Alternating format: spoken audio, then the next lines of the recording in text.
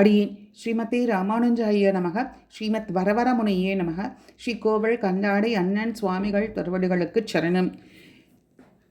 நீலா துங்க ஸ்தனகிரி தட்டி ஷிப்தமுத்போத்ய கிருஷ்ணம் பாரார்த்தியம் ஸ்வம் ஸ்ருதி சதசிர சித்தமத்யாபயந்தி ஸ்வோஷிஷ்டாயாம் ஸ்ரஜினிகலிதம் யா பல்லாத்கிருத்ய புங்க்தே போதா தஸ்யை நமயிதமிதம் பூய ஏவாஸ்து பூயக. அன்னவையள் புதுவையாண்டாள் அரங்கற்கு பண்ணு திருப்பாவை பல்பதியம் இனிசையால் பாடி கொடுத்தாள் நற்பமாலை புமாலை சூடி கொடுத்தாலை சொல்லு சூடி கொடுத்த சுடற்கொடியே தொல்பாவை பாடி அருளவள்ள பல்வளையாய் நாடி நீ வேங்கடவர்க்கு என்னை விதி என்ற மாற்றம் நாம் கடவா வண்ணமே நல்கு. கோபிகைகள் வாசல் காப்பானையும் கோவல் காப்பானையும் எழுப்பி உள்ளே சென்று நந்தகோபர் முதலானாரை எழுப்புகிறார்கள்.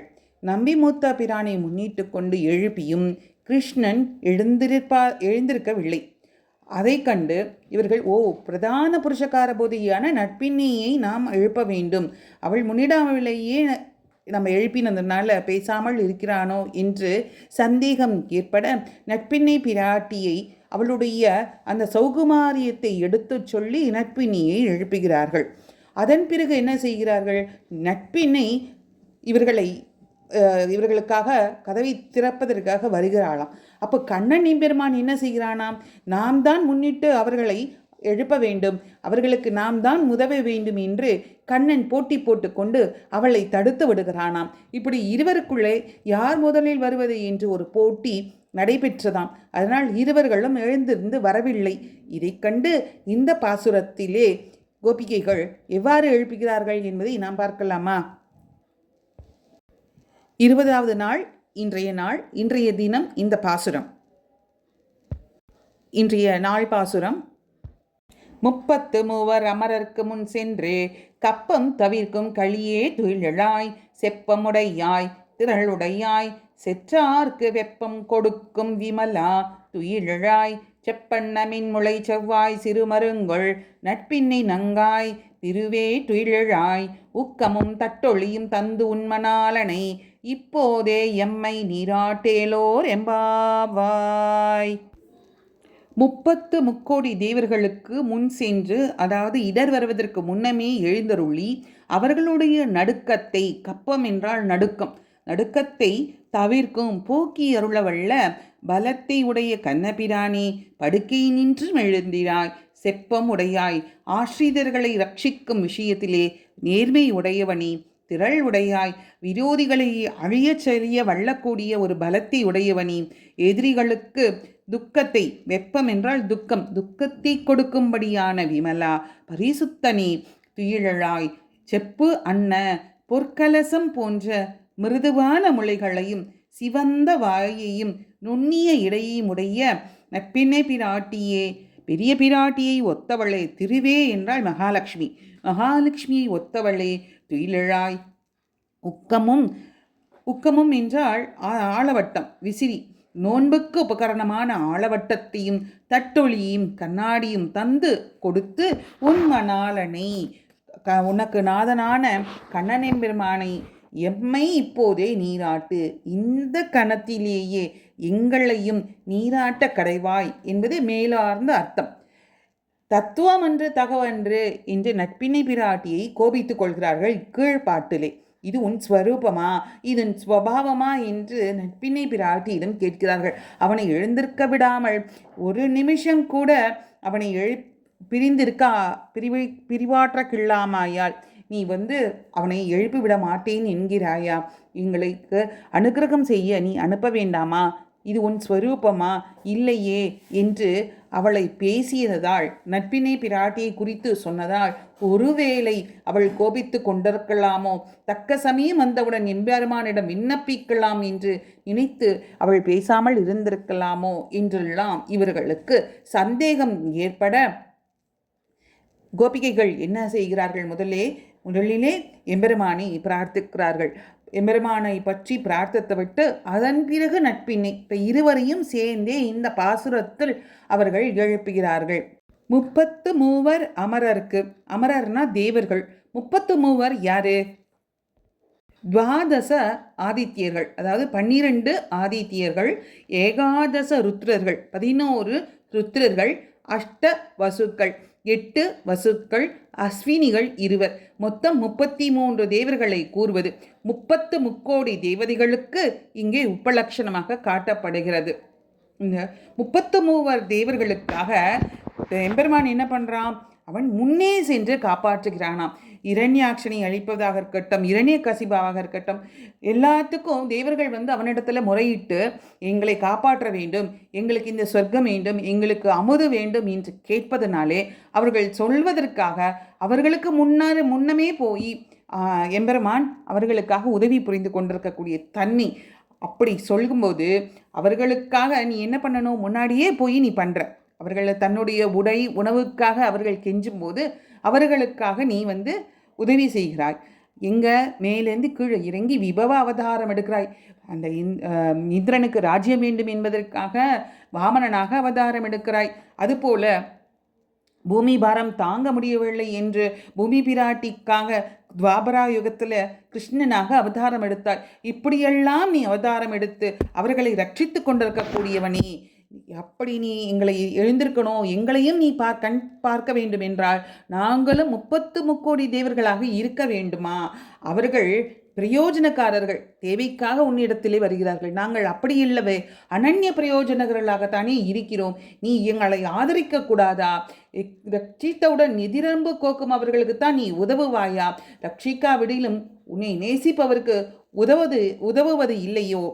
தங்களை ரட்சிக்க தாங்களே முயற்சி செய்வாருக்கு உதவ மாட்டாயா? தங்கள் ரட்சணத்திற்கு உன்னையே நம்பி இருப்பவருக்கு நீ உதவுவது இல்லையே? ஏன் நாங்கள் தேவராக இருந்திருக்க வேண்டுமா? நாங்கள் அடிச்சியாக இருப்பது தவறா? என்றெல்லாம் இந்த இடத்துல அந்த கோபிமார்கள் கேட்கிறார்களாம். அமரர் என்றால் தேவர்கள் என்று பார்த்தோம். தேவர்கள் அப்படின்னா அவர்களுக்கு மரணமே கிடையாது. ஆனால் அவர்களை கொன்றாலும் அவர்களுக்கு சாவு அப்படிங்கிறது கிடையாது. நாங்களோ உன்னை ஒரு நிமிஷம் பிரிந்திருந்தாலும் உயிர் தரித்திருக்க மாட்டோம். கண்ணா, உனக்காக நாங்கள் இந்த விரகதாபத்திலே தவித்து கொண்டிருக்கிறோம். நீ கண் பாராயா? நீ எங்களுக்கு அருள் புரிய மாட்டாயா? எழுந்து வரமாட்டாயா? நோவு பட்டாலும் பொறுக்கவல்லருக்கு உதவும் அவன், நோவு பட பொறுக்காத எங்களுக்கு நீ உதவி செய்ய மாட்டாயா? ரக்ஷகன் சர்வரக்ஷகனாக இருக்கக்கூடிய எங்களை நீ திரும்பி பார்க்க மாட்டாயா? என்றெல்லாம் இந்த கோபிகைகள் கெஞ்சுகிறார்கள். அதுவும் 30 முக்கோடி தேவர்களுக்கு எப்படி செய்கிறாராம்? முன் சென்று, இங்கே முன் அப்படிங்கிறது 2 விதமாக எடுத்துக்கலாம். இடம் காலம் இப்படி 2மாக எடுத்துக்கலாம். அவர்கள் உன்னை பற்ற வேண்டும் என்று நினைப்பதற்காக முன்னமே நீ அவர்களுக்காக நீ என்ன செய்கிறாய்? உன்னை சேர்ந்தவர்கள் இன்னும் இத்தையே நினைத்து நீ உதவி செய்கிறாய். சென்று அடியார் இடம் இருக்கும் சென்று நீ உதவி செய்கிறாய். இப்படியெல்லாம் இருக்கக்கூடிய நீ அவர்கள் இடத்திற்கே போய் சென்று நீ உதவி செய்பவன். அப்பேற்பட்டவன் நாங்கள் உன்னிடத்தை தேடி வந்து கொண்டிருக்கிறோம். நீ ஏன் கண் பார்க்க மாட்டேன் என்கிறாய்? ஸ்மராமி, நான் என் பக்தனை நினைக்கிறேன் என்றல்லவா நீ சொன்னாய். ஆனால் நீ இன்று எழுந்திருந்து வராததற்கு காரணம் என்னவோ? ஸ்ரீராமாயணத்தில் குகனோட தன்மை என்ன? எப்பொழுதும் அந்த காட்டுக்குள்ளே அவன் வேடுவன். ஆனால் அந்த காட்டுக்குள்ளே அலைந்து திரிந்து கொண்டிருப்பவன் தான். அவன் நடப்பது ஒன்றும் அதிசயம் இல்லை. ஆனால் ராமன் என்ன சொல்கிறார்? குகன் என்னை தேடி நடந்து வந்தான், அவன் குடிலை விட்டு நடந்து வந்தான், என்னை எதிர்நோக்கி கொண்டான் என்று அவர் சந்தோஷப்பட்டாரே. அப்பேற்பட்டவன் நீ ஏன் இன்னும் எங்களுடைய நீ இருந்த இடத்துக்கே நாங்கள் வந்திருக்கோமே, அதை நீ இப்படி பார்க்காமல் நீ பொறுத்திருப்பதற்கு காரணம் என்ன என்று கேட்கிறார்கள். 30 முக்கோடி தேவர்களுக்கு முன் சென்று கப்பம் தவிர்க்கும். கப்பம் என்றால் இந்த இடத்துல கம்பம், அதாவது நடுக்கம், பூகம்பம் என்று சொல்கிறோமே, பூமி நிலநடுக்கம் ஏற்படுகிறது. இங்கே நடுக்கம் வருகிறதாம். எதற்காக நடுக்கம் என்றால் தேவர்கள் இடத்திலே பயத்தால் சொர்க்கத்தை விட்டொழிந்து ஓடி நடுக்கத்தில் அப்பா ரட்சிக்கணும் அப்படின்னு உன்னிடத்துல நின்னார்கள். அப்படி இருக்கக்கூடியவனே அப்படின்னு ஒரு அர்த்தம் எடுத்துக்கலாம். இன்னொரு அர்த்தம் எடுத்துட்டோம் அப்படின்னா, ராவணன் முதலானாருக்கு தேவர்கள் செலுத்தி வந்த கப்பத்தை தவிர்த்தவன். ஏன்னா இந்த கப்பம்ங்கிறது வரி என்ற அர்த்தம். அதை தவிர்த்தவனாக இருக்கக்கூடியவனே, எம்பெருமானே, கலியே, களியே என்னும் சொல்லும் வார்த்தைக்கு அர்த்தம் பலம் என்னும் பொருளுடையது. பலமே ஒரு வடிவெடுத்துவது போல இருக்கிறானே. பலம் பலம் பலவதாம் சாகம், பலவான்களுடைய பலம் நானே அப்போ என்றான் அன்றோ அவனும். கலியே, உனக்கு பலம் இருப்பது எங்களை ரட்சிப்பதற்காக. அதுவும் நாங்கள் யார்? நாங்கள் பலம் பொருந்தியவர்களா? இல்லை, அப்பழையான பெண்கள் நாங்கள் இந்த இதயகுல பெண்கள். எங்களிடத்திலே பலம் ஏது? நீ என்றவா எனக்கு பலம் தர வேண்டும் அப்படின்னு கலியே என்று பிரார்த்தித்துக் கொள்கிறார்கள்.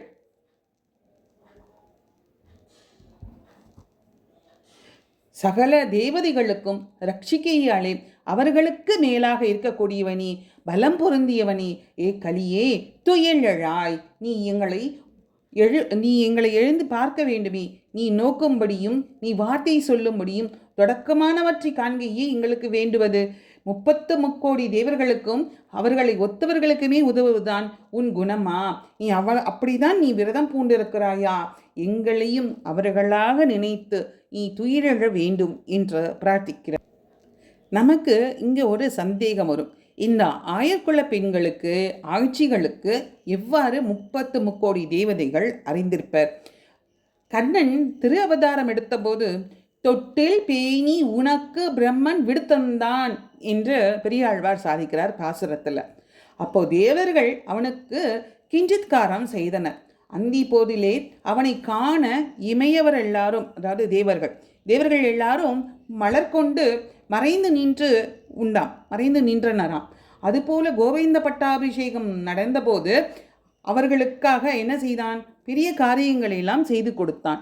இப்படி செய்ததுனால அந்த ஆயக்குல பெண்களுக்கு 30 தேவர்களையும் தெரிந்திருந்ததாம். கலியை செப்பமுடையாய்னா ஆர்ஜவத்தில் நேர்மையாக இருக்கக்கூடியவனாம். அவர்களுடைய விஷயத்தில் ஆர்ஜவம் அப்படி செப்பம் அல்லது ஆர்ஜவம் அப்படின்னா ஆசிரியர்கள் இருப்பார்கள் இல்லையா, அவனை பின்பற்றக்கூடியவர்கள். அவர்களுடைய விஷயத்தில் மனோவாக்கு காயங்கள், அதாவது மனம் உடல் எல்லாவற்றாலும் ஒரே ரூபமாக இருக்கிறது. அதாவது அவர்களோடு பொருந்தும் போதும் அவர்கள் ருசிக்கு தகுந்தபடி தன்னை அமைத்து கொண்டு அவர்கள் செவ்வை கேடே செவ்வையாம்படி அவன் இருப்பானாம். இதைத்தான் ஆல வந்தார் குணவான் ருஜுகு என்று அவனை பிரார்த்திக்கிறார். அந்த மகா குணத்தை செப்பமுடையாய் உன் ஆர்ஜவ குணத்தை காப்பாற்றிக் கொள்ள வேண்டில் எங்களை நோக்காய் என்று கேட்கிறார்கள் கோபியர்கள். திரளுடையாய் நீ பலம் உடையவனாய் இருப்பது. அவன் திரளை யாரிடம் காட்ட வேண்டும்? எங்களுக்கு விரோதியாய் இருப்பவர்களுக்கன்றோ நீ பயாக்னியை விளைக்க வேண்டும். எங்களை இந்த மாதிரி விரகதாபத்தில் தவிக்க விடலாமா? செப்பமுடையாய் திரளுடையாய் வெப்பம் கொடுக்கும் அப்படின்னு சொல்லும்போது துயிலழாய், வெப்பம் கொடுக்கும் களியே துயிலழாய். வெப்பம் கொடுக்கும்னா யாருக்கு வெப்பம்? அதாவது பயத்தை கொடுக்கக்கூடியவன். யாருக்கு பயத்தை கொடுக்கிறாராம்? பயமாகிற ஜுவரத்தை விளைவிக்கும் அசுரருக்கு தீமைகள் செய்குந்தா.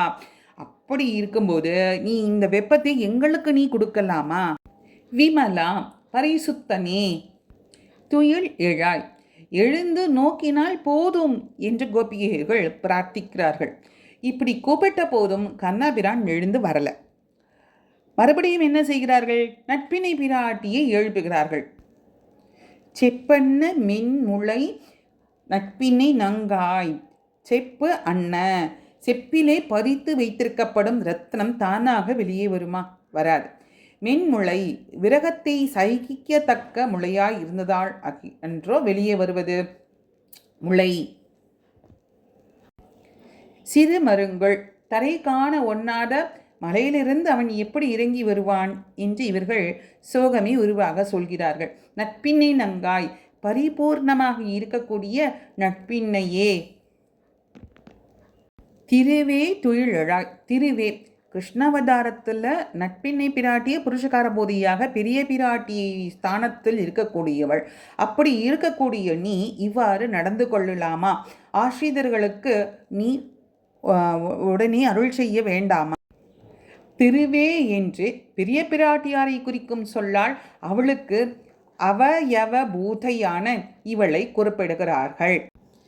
நட்பின்னை நங்காள் திருவே எழுந்திராய் என்று கோபியர்கள் சொன்னவுடன் நட்பினை பிராட்டி உள்ளிருந்து பதில் சொல்கிறாளாம். உங்களுக்கு வேண்டியது என், நான் உறங்கவில்லை, உங்களுக்கு என்ன செய்ய வேண்டும் என்று நான் நினைத்து கொண்டே கிடந்தேன் என்று சொன்னவுடன் அவர்கள், அதாவது கோபியர்கள் என்ன கேட்டார்களாம்? எங்களுக்கு உக்கமும் தட்டொளியும் தந்து உன் மன ஆனனை. இங்க உக்கம் என்றால் விசிறி, தட்டொளி என்றால் கண்ணாடி. இந்த உக்கமும் தட்டொளியும் தந்து, இது நோம்புக்கான உபகரணமான பொருட்களை கொடுத்து உன் மணாளனை தந்து, உன் மணாளனை நீ என்ன பண்ணணும்? எழுப்பி விடணும். எங்களுக்கு அவனை இனி ஒரு க்ஷண நேரமும் எங்களாலெல்லாம் பொறுக்க முடியாது. ஊரார்கள்லாம் இப்போ தான் எங்களுக்கு அனுமதி தந்திருக்கிறார்கள். இந்த சமயத்தை விட்டோன்னா எங்களுக்கு வேறு சமயம் கிடைக்கிறது அரிது.